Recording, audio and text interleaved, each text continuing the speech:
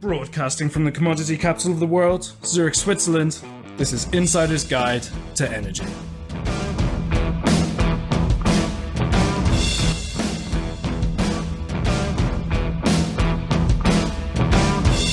This edition to Insider's Guide to Energy is brought to you by Fidectis. Go to www.fidectis.com for more information.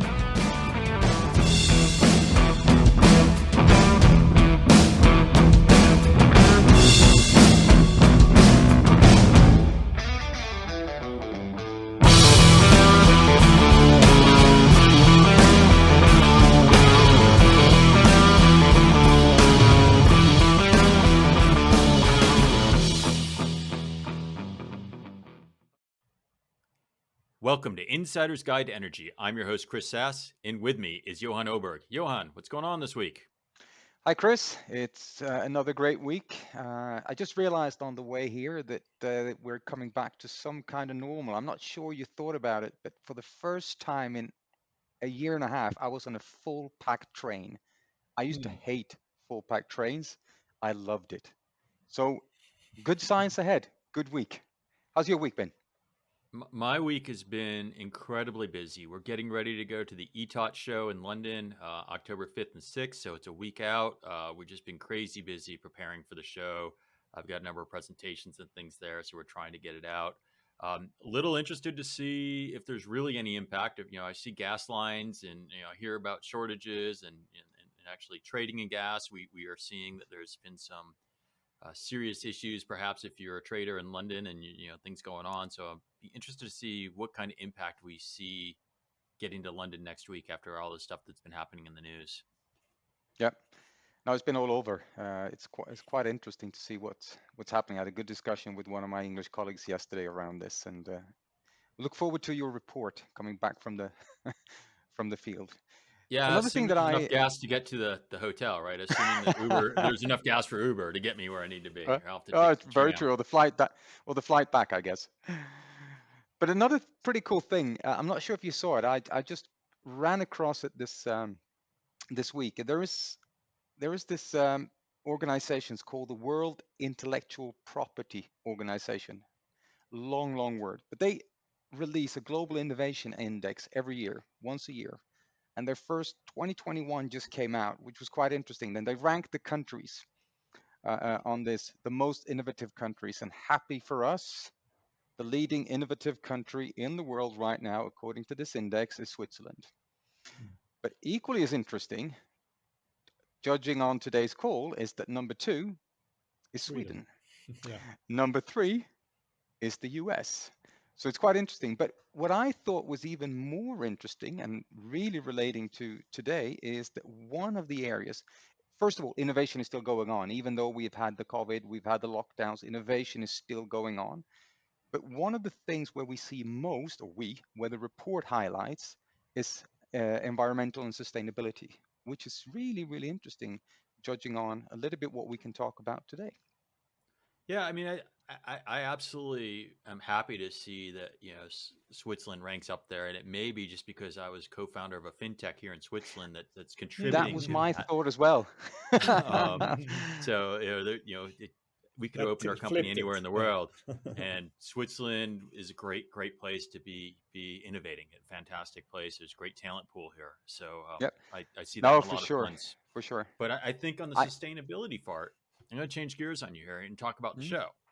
Because you brought me this guest. You said, I've got this amazing guest. And I said, well, I went to their website and said, Johan, you do realize the name of our podcast is Insider's Guide to Energy, correct? And you said, yeah.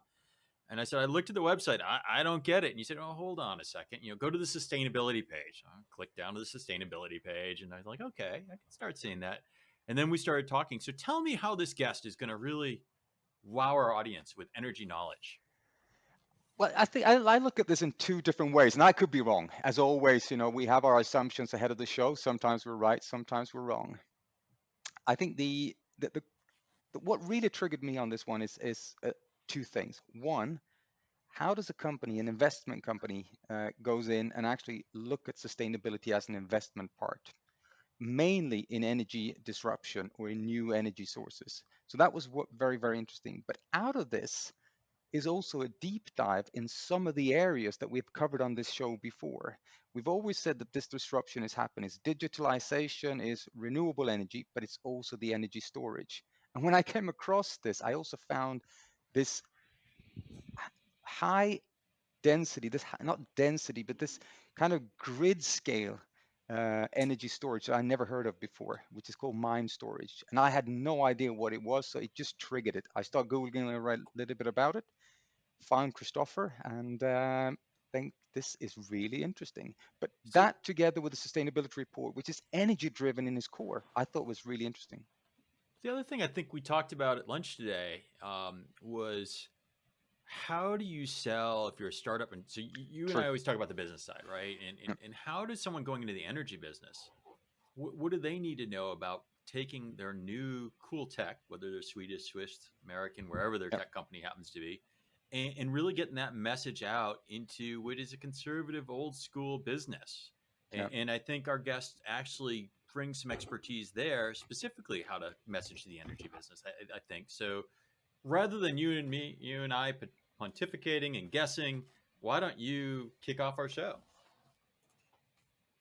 I think you're totally right. Let's not discuss anymore. Let's give it a warm welcome to the founder of Megadeals, an investor, a board member on a number of companies, but most importantly, our guest today, Christopher Engman. Welcome, Christopher.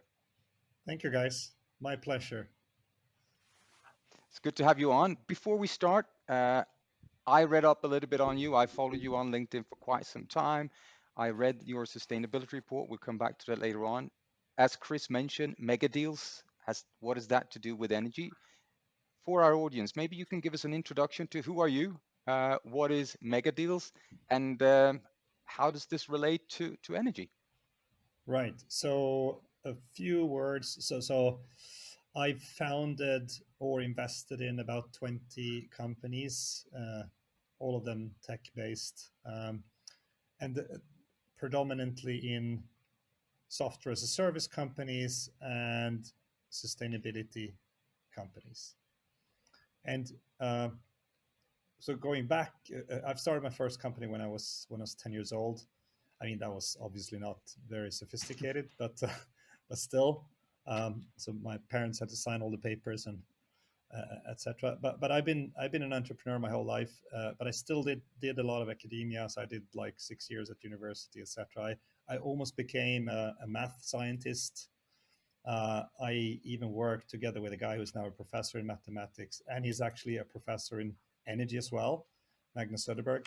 The two of us helped the Swedish government to improve the government budget forecasts, and we actually reduced the error on capital gain tax forecasts from 80% on average, which is horrible. Imagine a budget forecast error of 80% for a company, and we brought it down to 4% on average for consecutive years.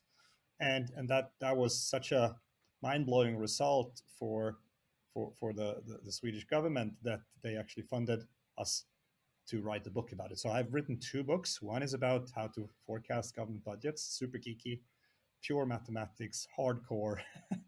But actually, so maybe my biggest talent is in mathematics, but I don't like that as a person though. So sometimes, your biggest talent isn't in line with what you really like. So, but I have maybe a talent coming from that mathematics within pattern recognition. So I'm reasonably good at spotting trends and seeing connections where some people might see a blur.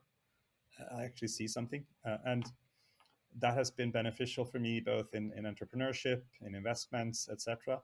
But that also led into coming back to your question. So for about 15 years, I've been working as an advisor to over 100 Fortune 500 companies and over 400 tech scale-ups on how to do large deals, especially when you sell into, much like you do in the energy sector, you're not selling to one customer, you're selling to an ecosystem of companies like a landowner, a utility maybe, you're selling into a local funding bank or something. You have a multi-party deal, or if you're selling into a matrix organization where overall you have quite a lot of stakeholders involved.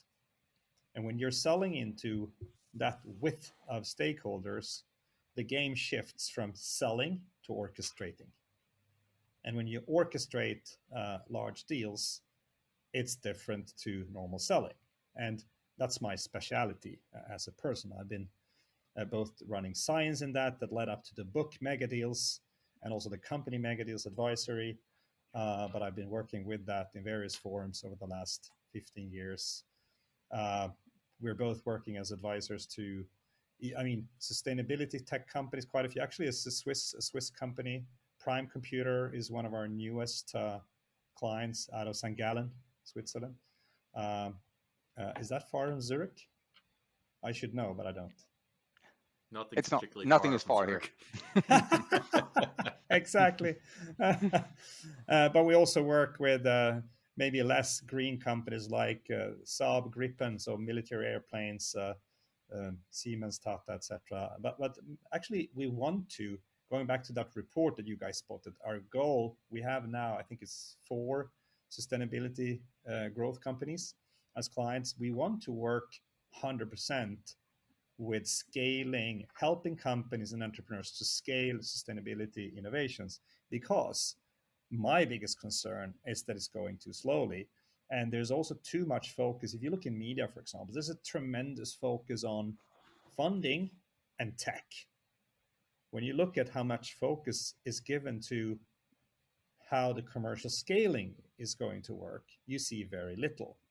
So we're kind of the missing piece there. You have the funding, which is, there's companies are drowning in cash in the green space. If you have half proven or proven stuff, there's so much capital.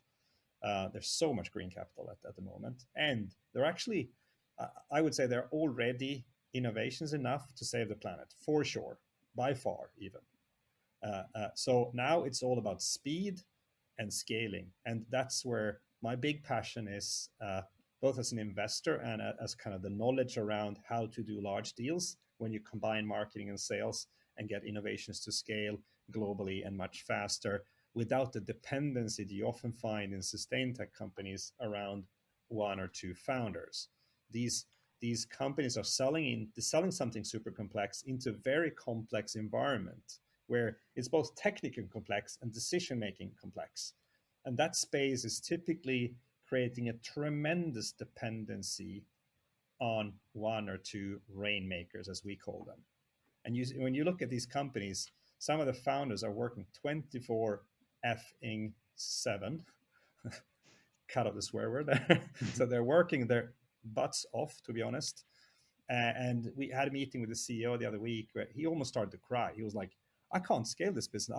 I decided in the coming 3 months, I'm not going to get involved in the sales meetings. But then the processes are dying after 2 meetings because some people just cannot excel in that complexity. It's just too difficult. So the cool thing in our research around Megadeals, we found the same dependency in companies like IBM, Ericsson, etc. So Ericsson, for example, our Swedish company, which is doing large deals, we asked 40 people independently of each other which names, or at least one of them, need to be involved in a large deals for it to convert. Can you guess how many names we got? We see the same in IBM. 10, 4 10 names. 15. 4. 4. All right. Yeah, 4. We looked at the biggest deal IBM ever done in Morocco. They had to fly, actually a Swiss guy. They flew down a Swiss guy to orchestrate that deal because not a single person in the Moroccan organization could orchestrate such a large deal with that complexity of financing, a variety of technical innovations, consulting on top of that, etc. So the connection to sustainability is that my specialty is I have 2 technical domains, so software as a service and sustainability tech. They're kind of, but then the overlay is all around larger deals. Which is an interesting part. But you mentioned this orchestrating, and we have had on the show anything from large investors to smaller, probably very, very good technology solutions. But the challenge, as we have seen, is especially maybe in the energy industry where there's a lot of legacy. So how do you see, you mentioned IBM a little bit, but if we move it into the energy industry, how do you, what are the main challenges here? There's no, as you pointed out, there's no lack of innovation. There's no lack No, of no, new no. solutions. But how do you get those through into an energy industry that could be a little bit more, how should I, Yeah. reserved? So actually two huge insights. I mean, to describe the whole discipline, I'll normally, for a summary, I take an hour. So we don't have time for that. But I give you the two like dominant takeaways. The first one is that when you're selling into a matrix organization, like a big utility, for example, you need to understand how decisions are made in such an organization, especially when you're coming with a strategic deal. You need to understand what is the C level looking at, what are the VPs looking at, directors, and all the way down to the runners, let's call them that, because they're not looking at the same thing. And here the problem is that most companies are just coming out, here's our excellent product, and the C-suite and the VPs are not looking at that. They are looking at what's our vision, what are the key blockers that hinders us from going towards our vision, and how do we solve it? And they don't look at products, they look at initiatives. What big like key initiatives do we need to put in place to solve this? And it's typically 3 to 5 on a global scale or regional scale. It's very few. And then they look at most, they look at what direction, what type of solutions should we spend time on. So if you get, so many people are saying like always aim for the C-suite, so the top decision makers. The problem is that if you come into such a meeting and you're pitching your product, they're saying, Johan, you need to talk to Steven. He's sitting on floor -5. So there are 4 parking floors, and he's sitting underneath that. There's oil dripping into his hair, and he can hear when they flush the toilets. He can hear that. So he's looking. I'm of course ironic here. He's looking at technical specs and things like that. But most tech innovators, they have no idea on how to play in your messaging, your content, and your dialogues into such an organization. That's one of our key. I can't describe it now, but we have lots of content on how to do that.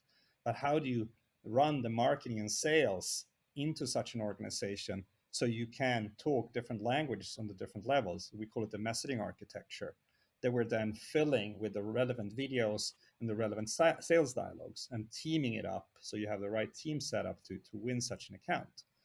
Because if you run traditional like classic lead generation and sales tactics on such an account, it's like, you've seen Asterix and Obelix, have you? The cartoon. Yes. Yeah.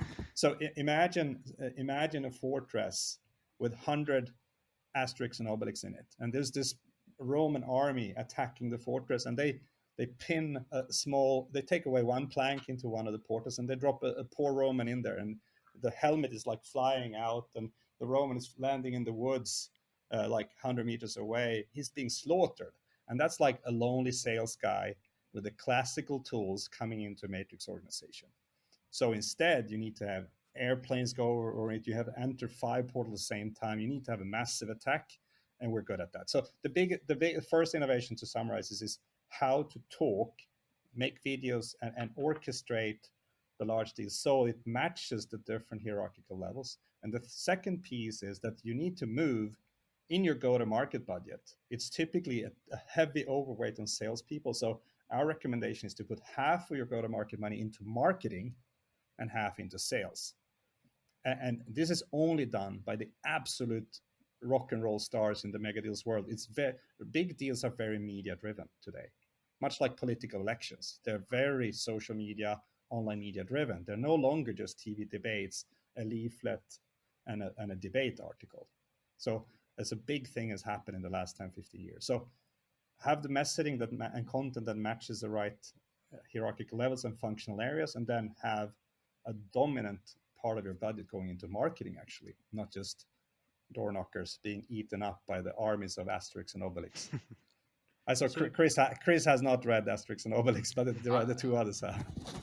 Yeah, absolutely. So, but I hear your strategy. You know, I would call that complex technical selling or whatever. We've done that when I was in telecommunications. We did that with Fortune 100s. That's kind of our strategy that we would take. The the question I have, there's two folds, and I've moved over to energy a number of years ago. Is if you're working with a number of startups, I know a handful of people in the world that do what you just described really well. Mm. Yeah. So it's Oh, there are and they're very always few. employed. They're always Yeah, there are doing very few. great. Mm. But it's an innate skill that people, you know, I always say you hire soft skills because I consider that a soft skill to understand Mm. that skill set you're talking about. Yeah. So how are you ramping this up? You're investing in 20 different companies, and let's assume some number of those are in the energy tech. Mm. How do you create that skill in mass? So our advisory firm is helping out both with the go-to-market strategy, but we also have an executional team where we create the relevant content for the relevant part of the sales cycle, but also for the relevant decision making here in the hierarchy. And we're running 14 different martech and media techniques to infiltrate one organization or many. Some companies would call us a legal version of Cambridge Analytica, but for B2B or B2G deals. Do you do politics as well? We're not we're no we don't, no, we're not into, but we're into B2G, so business to government deals. Yeah, I'm just We're teasing. into no worries. So we both have the go to market strategy. I mean, but only for companies that are selling into matrix, those kind of organizations, and then the messaging skills and the content creation and the martech machinery around that. So we come in like a hidden part of our client's organization to enable them to accelerate faster and to transfer knowledge doing that. Yeah. Which obviously this is music to my ears. In my day job, I work in marketing. Yeah. I probably can learn a little bit from this as well, even from a larger organization Yeah. as our Totally. own. But if we then look a little bit more then into specific, we mentioned in the beginning innovative new technologies. We talked about uh, core energy in terms of this renewable transformation that we're happening in needs to be supported by storage. We've had a number of different storage uh, guests on across the entire value chain. But what one of the companies, and maybe you can introduce us a little bit to this company that you have invested in, or at least have a stake in, is a company called Mind Storage, which is a large scale energy storage. What is Yeah. this, and how did you stumble around this? Yeah. So I'm kind. I mean, we're four founders, but I kind of triggered it because uh, we saw an opportunity, and a bit like Lego, as okay, these are really smart people. We put together uh, the right board members, and we created a wish list of investors, and we had a yes from 12 out of 15 on the dream list. So basically, we looked at what is needed in the market, and wind and solar are the two juggernauts in the green energy production. Uh, you see also some ins around new innovation like for example core power and wave, that do wave power, really cool stuff, much higher output, etc. But it's still early and it will be geographically limited. Same with tidal power, heat power the same, great great base load, but very geographically limited to kind of volcanic ish areas. Or you can use it in connection to big industries, but then it's small and it's small amounts of energy output. So looking at this, we just saw there's an immense need for grid scale storage because I'll soon come into the solution. But looking at the weaknesses with, so for example, lithium ion is very often talked about, but that is in the forecast I see like often those companies are not even reaching the car industry's demands, and like truck cars and trucks, they will not be able to provide what the car industries are needing. That's why Volkswagen, for example, is buying a big chunk of Northvolt, because they want to secure the supply. That's a sense, a hint that it's actually an undersupply.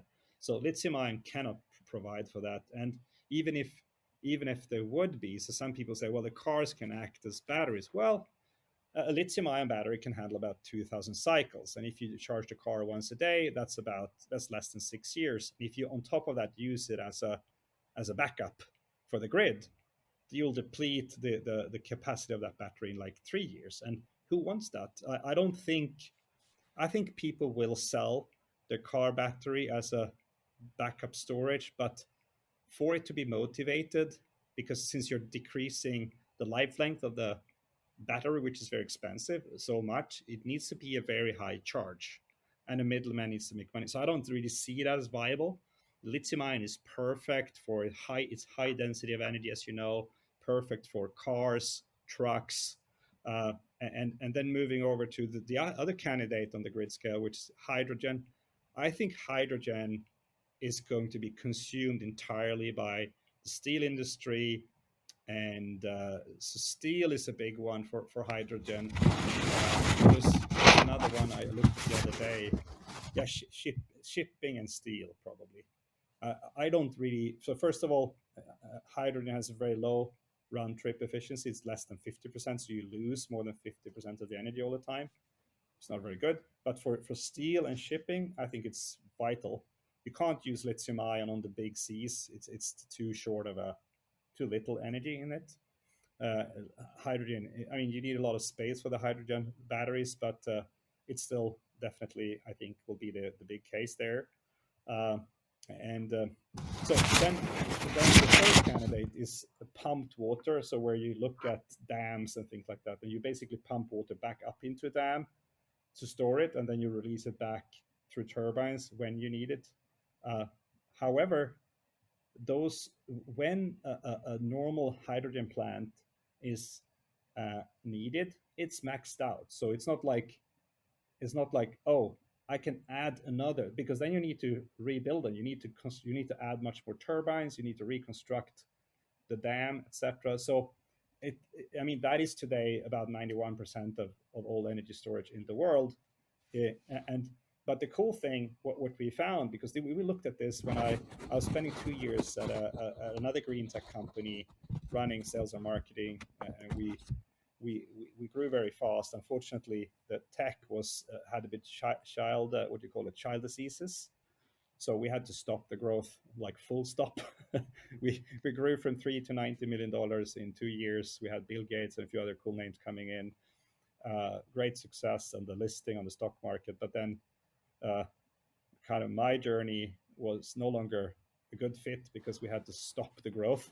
But anyway, during that journey, we looked at storing energy in mines with hot water. So how can we put hot water into mines and store the hot water in mines? But that led up to the idea, why not use these old mines as hydropower plants, but under the ground?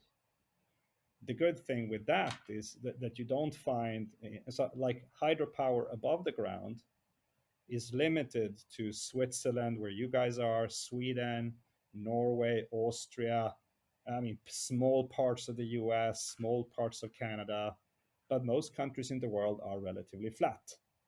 Take your neighboring countries like Germany. Yeah, southern Germany has some small mountains, but majority of Germany, UK, France is actually flat. It's flat. So you cannot build a substantial amount of hydropower and hydro storage. Whereas mines and mines that have already been used, it's more than 1 million used mines in the world. And if you look at the global map, the cool thing is that it's evenly spread out across the world. So it's not like hydropower today, which is limited to very few countries. Mines, it looks like a Swiss cheese, haha. So the planet looks like a Swiss cheese with these holes, they're rather evenly distributed.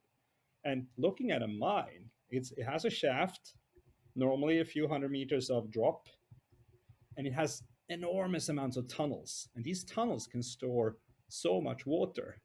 So basically, you're putting hydropower tech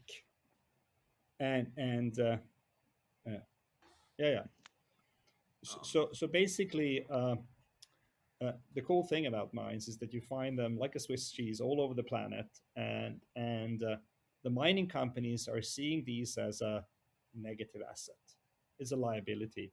They need to have security company watching over these old mines. They need to make sure that something doesn't happen in the mine, etc. So it's on their balance sheet, but actually as a liability and not as a positive asset. And the mining companies, so this is kind of a bonus effect. Mining companies are seen as the one of, not like oil companies, but they're kind of in the bucket of dirty companies. But actually, when they can flip it and say, well, we can be a part of the biggest grid scale storage solution on the planet, we are game. We want to play this game. So for them to invest in wind, solar, or lithium ion doesn't make sense. It's so far away from the core business, but to use the old mines in special purpose vehicles together with us, where they are a shareholder, a funding company is a shareholder, we are a shareholder, that's amazing. They can all of a sudden really contribute to the green change. And So the what is cool the thing, technology that so goes? So you're saying it's hydro. So how do you create a hydro plant out of a Swiss cheese of a former coal mine? right. So basically, if you look at a mine, you have the shaft, which is the like a elevator shaft. It's a drop, and then you have lots of tunnels. And above ground, you have almost always a mine lake. So you have a lake that is already there for the mine, which can contain a lot of water. So what you basically do is that you put the hydropower equipment. So you refurbish the mine. So you need to increase a small part of the shaft so you can fit the pumps and turbines that you would normally use in a hydropower plant. And so we're using Voigt, the hydropower producer, really great company, Voigt. So they're a big partner of ours. So we refurbish a part of the mine shaft, and then we're using the bottom tunnels as the lower reservoir of water. And once wind and solar have overproduction, instead of stopping the turbines, wind and so I mean particularly the wind, you let them continue, but then you're using that to pump water up back into the lake. And we can then release it back through the turbines over the course of when basically when you have the peak hours, evening or a few days later, etc.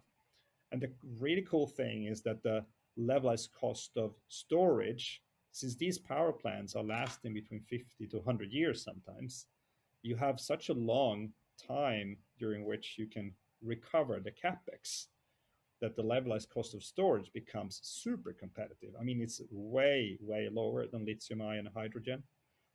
And yeah. Is there a loss factor to water when you're doing that? So if you're putting it in the tunnel, what's the loss factor? Because Yeah, so I would think there's a lot of flat land, but there's also a lot of shortage of water in a lot of areas. So how does that scale globally? And I'm just curious, right? These are well, things that I hear. there's certain places where you need to fill. So most of the mines actually are water filled, thanks to rain. So it's rather the fact that you need to pump water out of it to start doing what we do. So I mean, you need to lower the level of water, but some mines that you need to fill with water. But actually, the majority, it's rather you need to take out some of the existing water, right? And then the And loss factor, so how much yeah, do you lose? so the round trip efficiency is between 70 and 85%, which is very competitive. If you look at hydrogen, is less than 50, etc. So lithium ion has a higher round trip. It's like 85, 90 something, but lithium ion, as I said, is much more expensive, and it's being consumed entirely by the car and truck industry. It's not even supplying those. And then last question that I can think of in this kind of line of question is, so mines, at least from my experience of thinking of West Virginia and North America and places that I've been exposed, or up in Ontario and Canada and stuff, how do they fit on the grid? So, you're doing large scale storage, so you need the energy production somewhere, and then you need to be able to transport the energy. So how are they Right. generally located globally, or if this is Right. this model, Yeah, that's a great how does that question. work? So, yeah, that's a great question. It doesn't always fit, but since mines are a big consumer of electricity, they're typically already pretty thick cables pulled to that mine. They're no longer in use. So they are already connected to the grid. Sometimes you need to increase that capacity, but they are already connected to the grid. You find very few mines that are not driven by electricity, so they already have that. But we can't use every mine, obviously. We have a long list of things that we check to have a best fit. But looking at those 1 million, there are enough to become by far the biggest grid scale concept in the world. One thing what I look at as an investor is that I want to find a case that can grow fast enough. The financials in this case is great. We haven't expected. It differs, but it's around 15% IRR, which is in you know this, in the energy sector. That's amazing. That's really high. Because here you can participate in 3 markets. It's not just storage. It's also frequency regulation and inertia regulation. So which is nothing that has rolled out yet, but in the UK they have it already, as some of you might know. So we can participate in 3 different business models. So not just the energy storage, we also participate in the frequency regulation and the inertia regulation. And the big criticism to lithium ion is that there is no inertia. So there are no big masses of there'll be no rotating big masses, but you have that obviously in this version of hydropower or hydro storage. So out of interest, I find it fascinating. I didn't know anything about this before, so I thought it's really, really interesting. We talked about grid scale storage before, and you know what are the different solutions. But if we look at it, this is early days. If I understand it correctly, you're one of the first ones out. Discussing this, who then becomes? I understand the mining companies, as you mentioned, but who else are the stakeholders? Who's interested in this, and what are the downsides? Because obviously, if you're disrupting something, there's usually someone that doesn't like to be disrupted. So how does this kind of ecosystem around the mines working? Right. So the typical stakeholders are the mining company, of course, environmental approvals. You also need typically an agreement with a utility. For example, here in Sweden, we also have the grid operators. We have, I think we have 3 in Sweden. But the grid operators, they're very, very, they love this. So we have a partnership with Ellevio, which I guess you at least, Johan, know who they are. So they're one of the big grid operators here.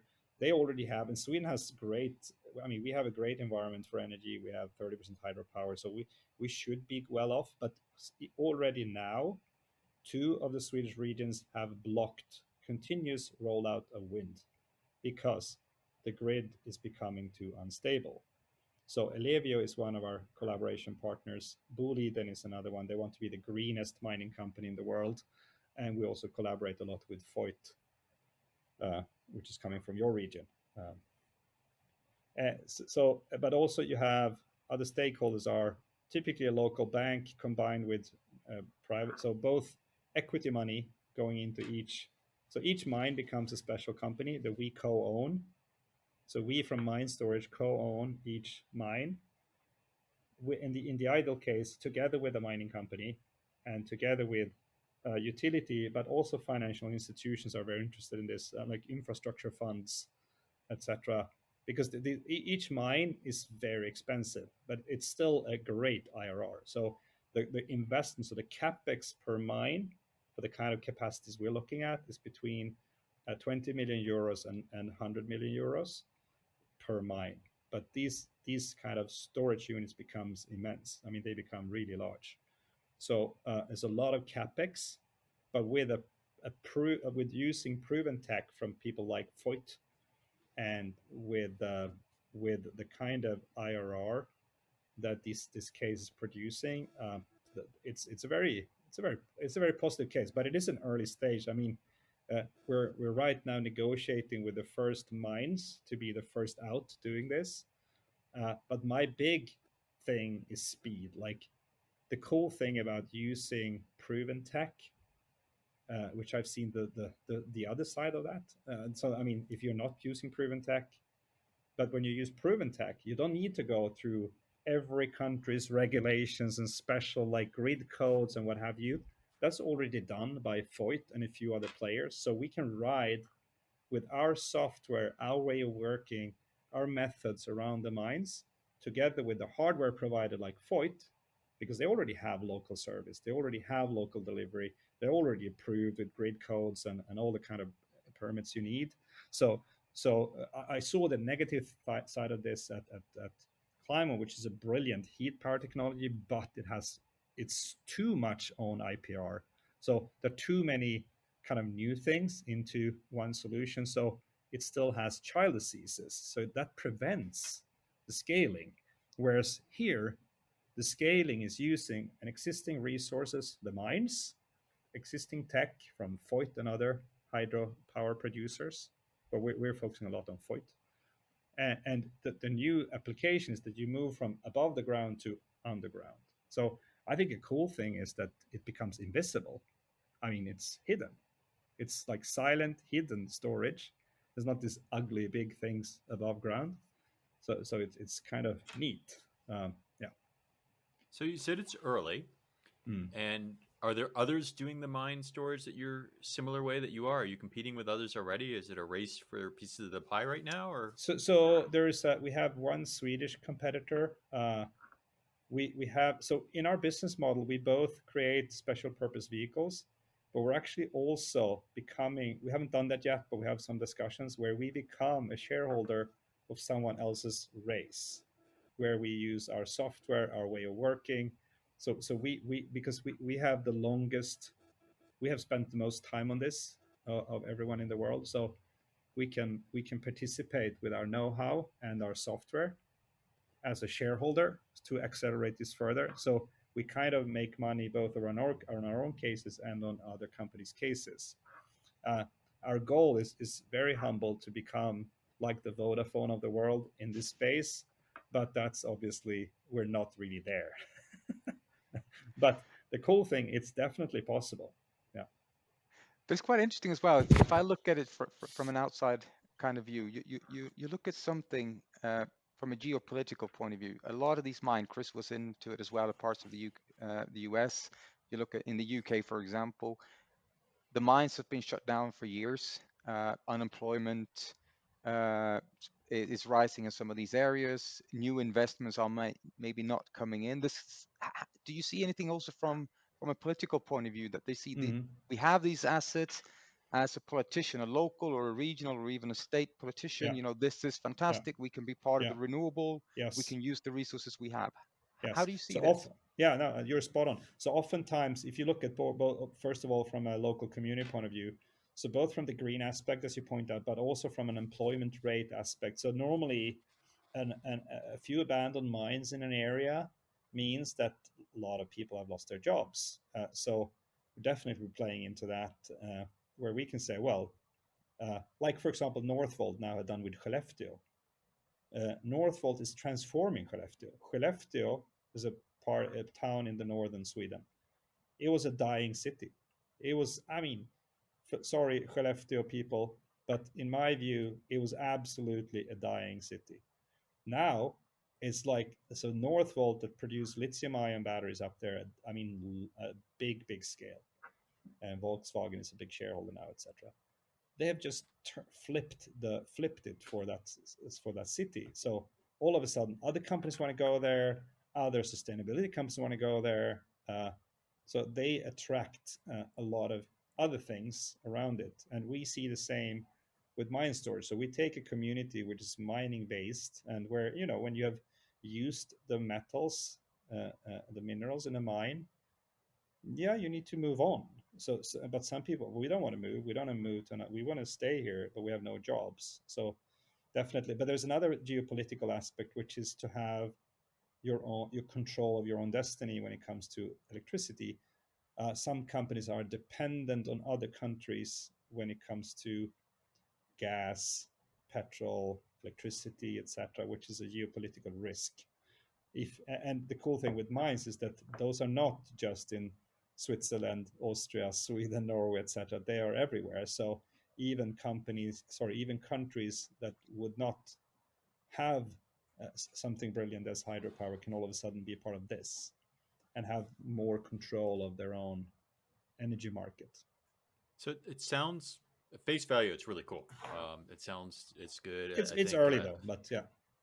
Yeah, but I mean, I hear a trend with investors. I think you're one of our second investor in a short period of time saying, hey, we invest green, but in things that are proven and work. That seems to be a trend with where the VCs that at least we've talked to recently go. So that's consistent.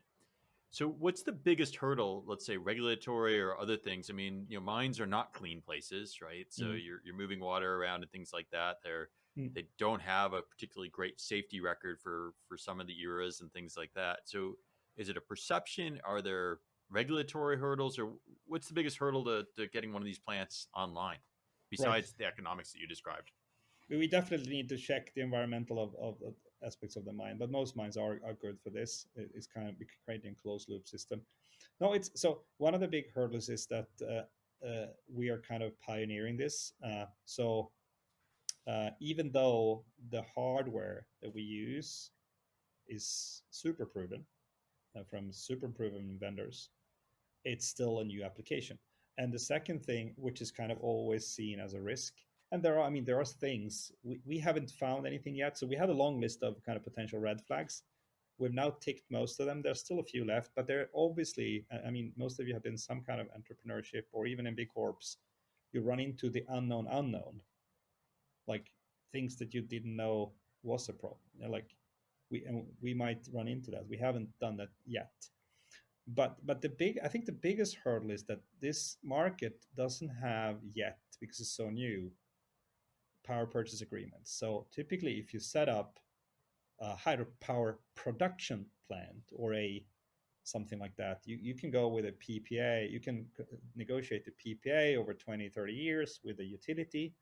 That doesn't exist for this. So storage overall, you might know this, but storage overall is not yet structured enough. So we need to, when we set up a special purpose vehicle, we need to build scenarios. We can't say, so here we set it up, we already have the PPA signed for 20 years, so we have a guarantee, given that we can deliver, this is the revenue stream. We don't have that. So we step in as a player in the dynamic energy market, where we are buying cheap and selling expensive. So we're buying electricity at either negative cost or a small cost, and we're selling it at the peak. So that's the kind of arbitrage we're creating. And then the frequency market we can participate in, and then inertia market, which is now only in the UK, but it will grow. It might be in more countries, but what I know of. But the insecurity around the business model is probably the biggest hurdle. So luckily, though, there are a few really rich family offices that seem to be wanting to participate even in our first few mines, where you could say, obviously, the risk is more elevated. Like once we've done the first 2-3 mines, I mean, the case is rock solid and it will grow very fast. But the first phase, setting up the first few mines and getting the funding for those, is probably, we have an easy time funding our kind of main company. We've, up until now anyway, succeeded very well with kind of the dream list of names to include. So some of the top people from the sustainability field, some of the top people from real estate, some of the top people from some of them I can't disclose, but some of the big, super successful entrepreneurs out of Sweden mostly, some other countries, but they're part of the list. And we have not had to go out of that kind of VIP list, because we seem to have a very credible case. And we've kept, and we still keep, the valuation on a level where we're not hyping it. So we're keeping it relatively controlled, so that the investors, so we can be picky. So we can bring in the names we want and not having to kind of put too much weight and burden on the expectations. But that comes of, I built quite a few companies, so that comes of experience. When I was a new entrepreneur, I was hyping the valuation way too early, having to pay the price later. Not doing that again. It's not fun. Well, we're getting towards the tail end of our time, but I think you were going, it would be good we said in the beginning of the show we'd get some of your advice for folks going into the energy business. There's a number of companies there. You just talked about you've had repeated experience, and you're also talking about building an energy company. What are some of your thoughts then? That maybe let's change gears just in the last couple of minutes here for folks bringing new and emerging tech into energy. A lot of our guests do exactly that. Right. So one big so when I because I also invest outside companies. I mean, this company I've been part of creating, but I also invest in other people's companies. I preferably go in where there's a void at the moment. So you typically, just before a case is proven, the valuation is typically too low, and just when it seems to be proven, the valuation is too high, because there's a lot of, and you said it yourself, Johan, there's a lot of capital that is earmarked for proven tech and proven applications. So I think there's an over, what do you call it? It's overcapitalized. There's too much money sitting waiting for proven cases, which means that once you're proven, the valuation is, I mean, kicking like mad, and it's going too high. So in the proven cases, the valuation goes through the roof. Whereas if you manage to nail companies just before that, you can have a lot thanks to the overvaluations after, you can get a great multiple. So when I invest and I use my own money, so I'm looking at companies where I can see, well, I've obviously failed as well. It's not like I don't nail it every time. I've lost money as well, where you kind of go, okay, here, this case seems like people behind it really good, investors really good. I can't find the weakness. They're not yet really proven, but they're coming close to it. That's a good position. Well, cool. Just to invest in an idea is very, very difficult. Yeah, I think, from my perspective, in the early stage, people invest in the people, in the track record, and the team. As you have deliverable and revenue streams, you're obviously investing at different entities. I think renewable and sustainability adds a whole new element to the formula. So you not only need a team you believe in, they not only need to create some interesting tech or solve a particular problem, because as you're talking about with your mine example or other technology, it's not always about, it's maybe repurposing and reusing tech in a different way sometimes that creates the business model. Exactly.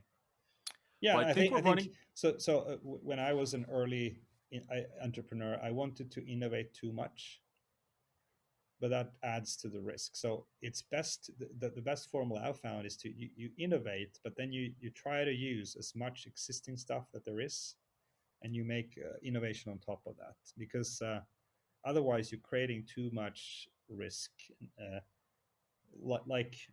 Some of the companies where I've seen they max out their own IPR. It looks cool, and unexperienced investors are going, wow, you have this immense IPR portfolio, patents on everything. Yeah, but then you need to solve all these problems by yourselves. You need to crack a lot of codes. So this balance between own innovation and stepping on other people's shoulders, as they say, stand on the shoulders of giants. So finding that balance is key for me anyway. Yeah, absolutely. Just that we lost Johan for a second here. Did he drop? He's offline, so let's let him give a second to join, and then we'll wrap up with Johan. So, and you can merge the audio if he joins back in, Luca. But he was fighting. His thing kept giving warnings saying that he was not not online here. And then I guess for the segments that were a little fuzzy, Luca, what I would suggest we do, I'm just using the time while Johan's rejoining, is I'll upload these immediately afterwards. If you can find the one or two questions, what I would ask, Christopher, if you don't mind, just recording an answer to fill that spot just directly with Luca. We could do that and then put it in, right? And we could do it right at the end or whatever. I don't know if Johan's going to rejoin. I can spend some more time if you want to.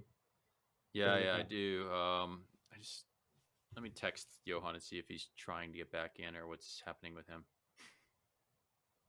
He looked not happy when he was having technical issues there. So very cool. Sorry, I wasn't trying to pin you, by the way, on the questions on the mine. I thought that was just cool. Those were just things that were coming to my mind. I hope that they were comfortable questions.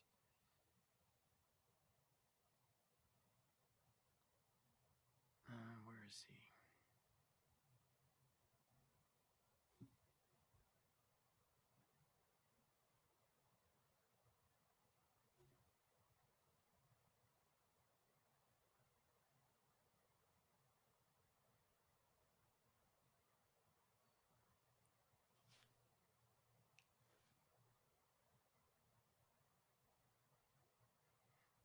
What's the name of the mine company? Just curious. Sorry? What's the name of your company that's doing the mines? Mine storage? Mine Storage is the name of the company. Yeah. Minestorage.com. If you want to find it. Yeah.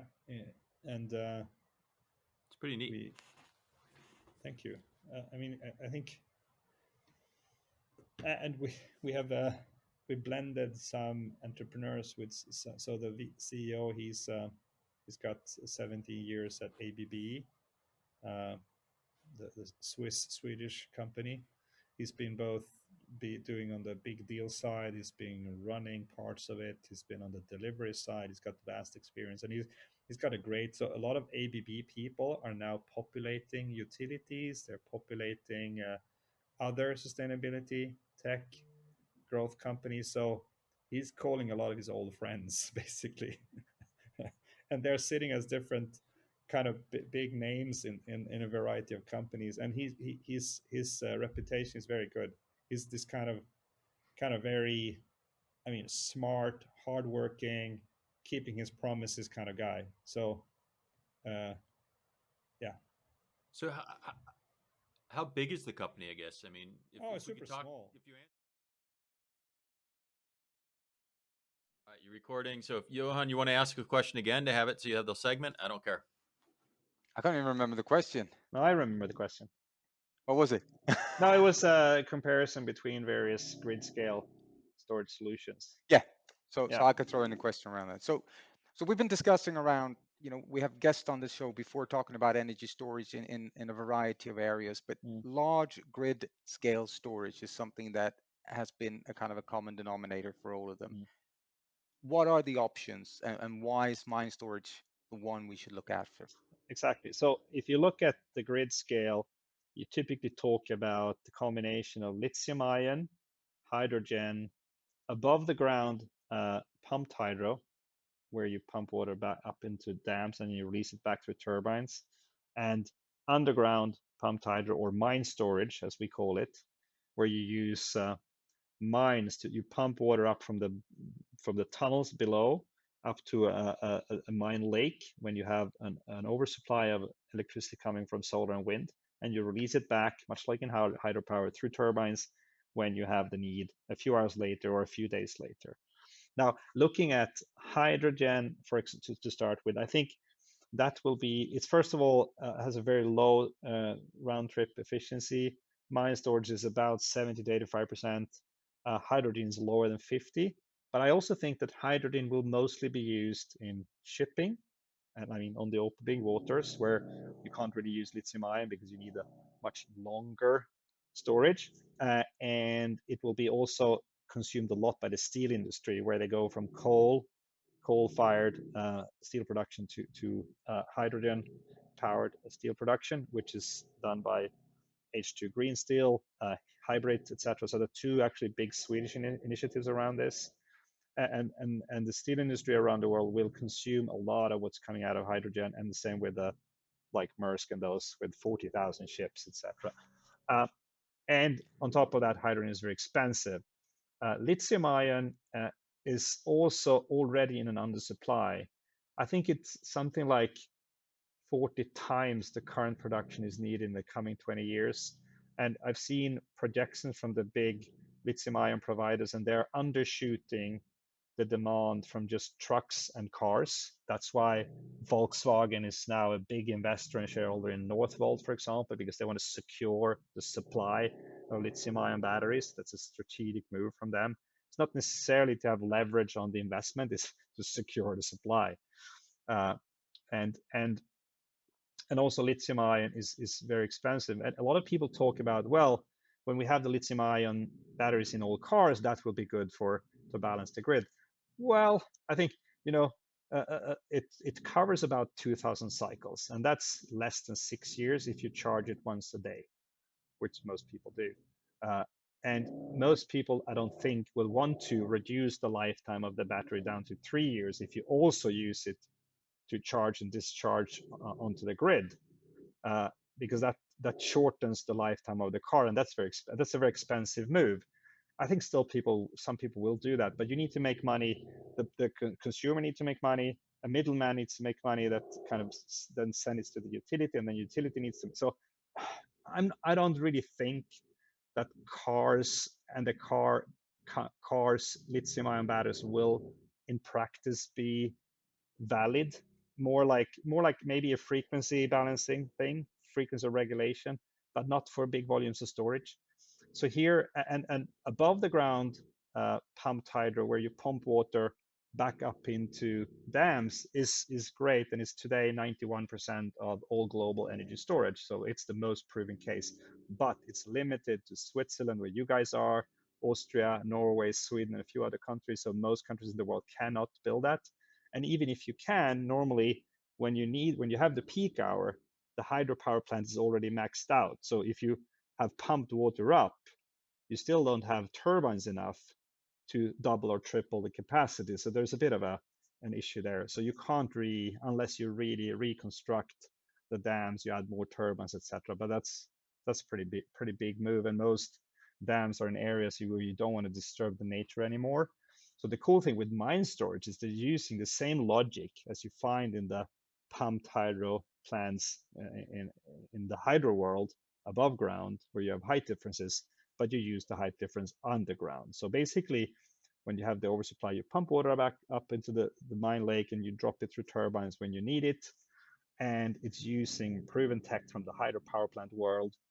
And those vendors they exist globally and have proven tech. And the new innovation is basically to use the mines, and there are over 1 million used mines in the world, and they're distributed a bit like a Swiss cheese. So you see them everywhere if you look at the global map. So they're not located only in Switzerland and Austria, etc. So even UK, Germany, France have tons of mines. Australia, tons of mines. Africa, everywhere. So it's and with a very favorable calculation around it, with the lowest cost of storage, thanks to they run for 50, 60 years, sometimes 100 years. They're very long-lasting tech. And you can scale it fast thanks to the actual tech. The equipment providers are already global, supplying the other parts of the energy system with their tech. Cool. I think Perfect. we're good. So, Christopher, it's been a pleasure having you on the show today. I think it's been a fascinating journey. I really am thrilled to hear about the mine technology. It's kind of, for me, almost science fiction, but yet you're using off the parts shelf. So that's exciting. I asked you kind of in our little break there about the size of the company, and it sounded like it's just at that early stage, hasn't quite fully ramped yet, but it sounds like you're not far from that stage. Yeah, exactly. No, we're preparing the first few mines and related SPV funding and permits, etc. As you know, when you go into energy, there are some lead times here and there. But we have a portfolio of I think it's about 10 mines. So we're kind of negotiating with many, and we're trying to kind of ring fence and nail a few of them. Well, to me, one of the problems in renewable that I've heard repeatedly, I think you hit the nail on the head, is the storage is what people talk about. How do we have storage at scale? We've had guests on. You alluded to the lithium ion batteries. We've done a few episodes already in the last year talking about storage.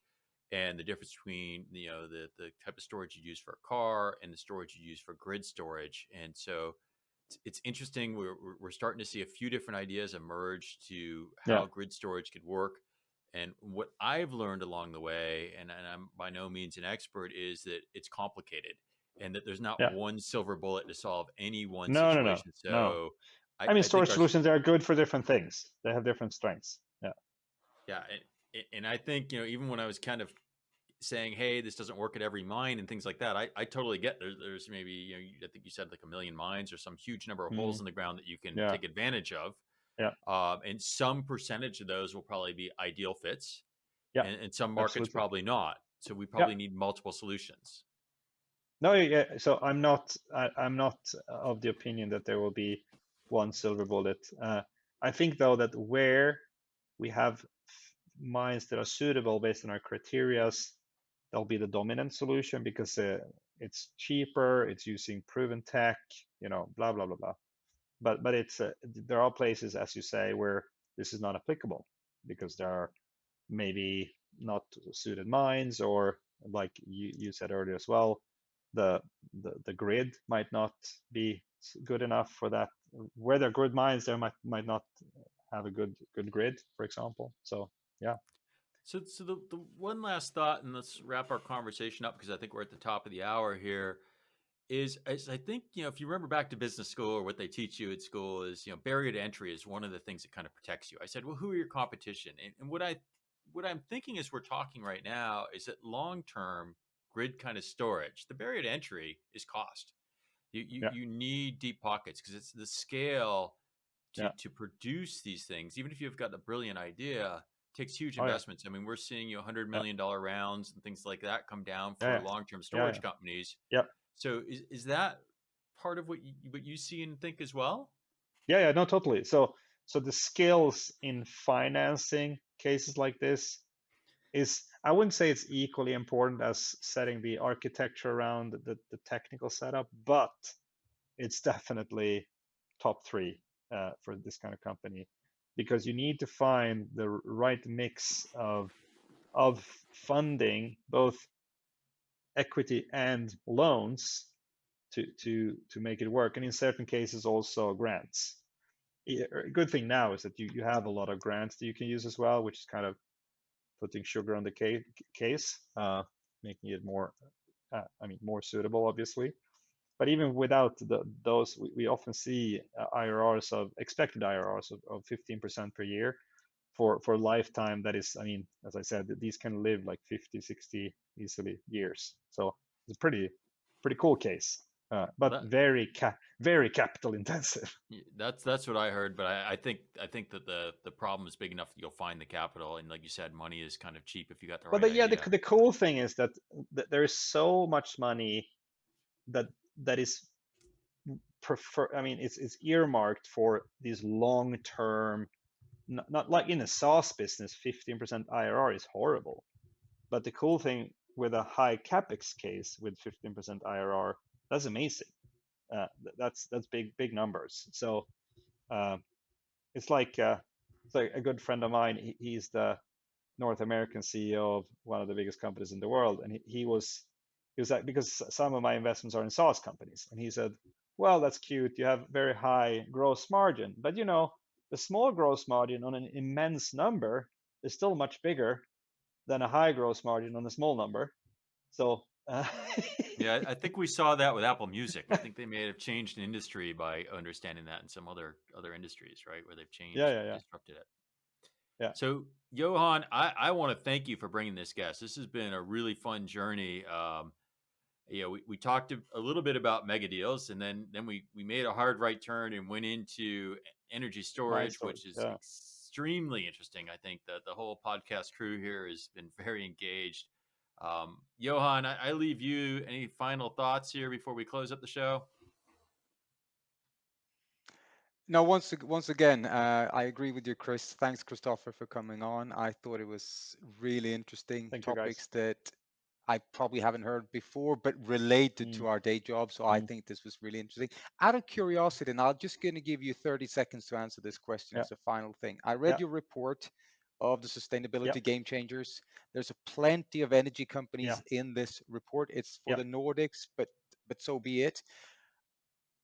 Who, give us 3 to 4 that you think are the most I'll interesting give ones you out those. of this So one? for anyone who wants to read it, go to megadeals.com/sustainability, download the report for free. We have identified the 50 companies in the Nordics that can really make a difference. We call them game changers. So the first one, can you hear this sound? Yep. Or I hear it. Yeah. do you hear the? Is it okay? Yeah. Wow. All of a sudden drilling here. Okay, It's cool. fine. So the first one I want to point out is unfortunately a company where I'm not a shareholder. I was close to investing a pretty big sum into it, but I didn't because I was afraid of, actually I fell into my own trap. The tech wasn't yet proven, and it was already then valued at over 100 million euros. Now it's over 1 billion euros, and that's Exeger, Exeger. So they have they print solar cells that they place on. So they're now working with some of the biggest brands in the world. So they put their solar cells on the headbands to headphones, in helmets.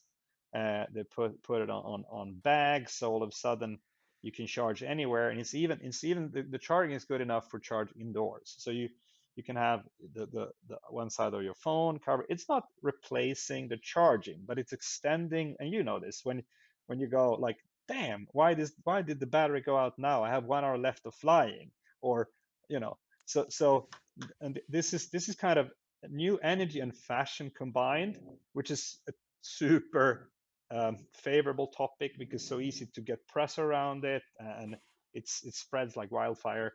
And the founder there, Giovanni, is brilliant. So, and he's worked on this with his team for like 13 years or something.